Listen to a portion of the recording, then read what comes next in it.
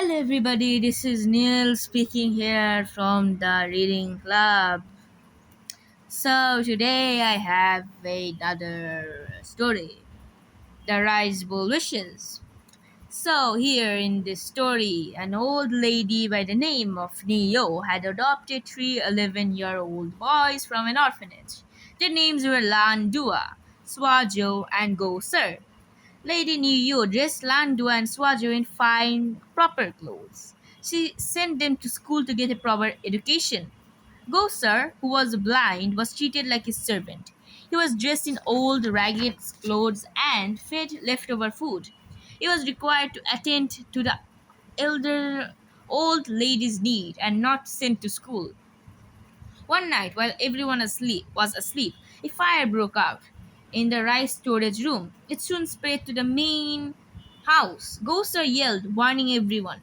The moment he sensed the heat from the fire, Ladu and Swajo, awakened by the call, got up and rushed out of the house. Gosar knew Lady Niyo had difficulty moving about on her own. He hurried to help her. The fire was now circling around them. Quick, Lady Neo, let your eyes be my guide. With Gosar carrying Lady Neo and Lady Neo giving directions, they were soon out of danger. You risked your life to save mine. You are a brave and unselfish boy, Gosar. I have found a worthy recipient for the rice bowl. I can rest in peace now, the old lady said. Then she handed the rice bowl to Gosar. The rice bowl can grant wishes. You may take one every year, two every other year, or three every 3 years. Should the rice bowl be broken, all that has granted will be lost. Take care of it, wish wisely. Then she took her last breath and shut her eyes forever. Landu and saw Joe left Gosar to bury the old lady. Before he buried her, Gosar said sadly, I wish I could see, then I would have a memory. No sooner had he finished wishing when Gosar's wish came true. His eyes opened and he could see. He was overjoyed. He enrolled himself in school, got a job at a local store, and started to rebuild the house. In intense heat and fumes from the fire must have opened his eyes in the village people speculated. Ladu and Sojo, on the other hand, did not accept such an explanation. They went to ask Gosar when he told them about the rice bowl. They insisted that he share the rice bowl with them. Gosar gladly agreed. He gave them the same advice the old lady had given him. What are your wishes? Gosar asked. A house with plenty of food to eat at all times, Landu answered. It would be nice if you could get high grades in school without studying hard, Joaso added. Just as they had wished, there was a house to right across the old lady that just had burned down. In it was plenty of food to be found in the storage room and on the dining table. Landua and Joaso each up a pear to eat. Instantly, two more pears appeared to replace the ones they had eaten. They then found themselves able to solve complicated multiplications and division problems without taking a lesson. This is just what we want. We don't even have to go to school or work to be hungry, ever. And what was exactly what they did? They were happy to be sitting around eating, playing, and resting their lazy bodies day after day. Grocer was also happy, for he was doing what he loved most, learning. He had studied all he could. 3 years flashed by. It was time for the boys, now 14 years old, to make his second wish. What do you wish for? Gosar asked. A house of my own, by the river, with a chest full of gold, Landu answered. This the rice bowl granted. I also wish for a house of my own, only larger than Landua's. Instead by the river, it shall be on top of a hill, and two chests full of gold. Swaju, wa- Swaju expressed his wish. This the rice bowl granted. I would like to have a library full of books, many books, enough to keep me busy for the next 3 years, said Gosar, smiling. This the rice bowl granted. Laju and Swaju laughed. Books? You cannot eat them or buy fancy things with them. Books are just volumes of dull words, they remarked. Gosar went on to spend the next 3 years reading while still attending school and working at the local store. Ladu and Swaju went to live in their own houses with chests full of gold. They spent the next 3 years playing and eating and resting their lazy bodies even more. It was then time for the boys, now 17 years old, to make their third wishes. Landu and Swajo promptly arrived at Gosar's door. Laju agreed, requested, I want a mansion to replace the house I have.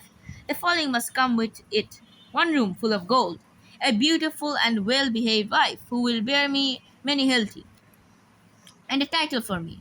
I wish to be the most successful and the smartest governor this village has ever known. Swajo greedily requested, I want a mansion to replace my old house. The following must come with it: two rooms full of gold. Uh, and then, I wish to be the most successful and smartest merchant this village has ever known.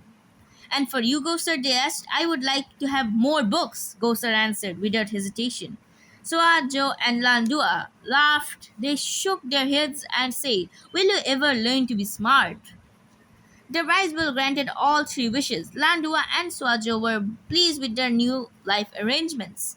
And as for Gosar, he continued to read, study, and work as hard as he could done before. On his 20th birthday, he acquired a job as a teacher. He also married a person of the honor. It was time for the young men to make their fourth wishes. By this time, Landu and Swajo each had two sons. Wish wisely, advised Gosar. I wish to keep the rice bowl to myself. I shall grant wishes to only to me.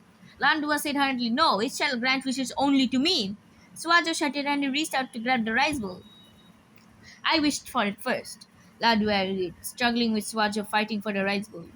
Clink! The rice bowl fell to the floor, where it shattered into many pieces. What have you done? Gosar yelled. Then he cried out, I cannot see, I cannot see. The rice bowl had taken away Gosar's eyesight as quickly as it had granted to him 9 years ago. All their books vanished as well. Landu and Swajo rushed off to check their own positions, but they found only weeds and wildflowers where their mansion had been. Their persons and other things were all gone. There was no piece of gold left anywhere.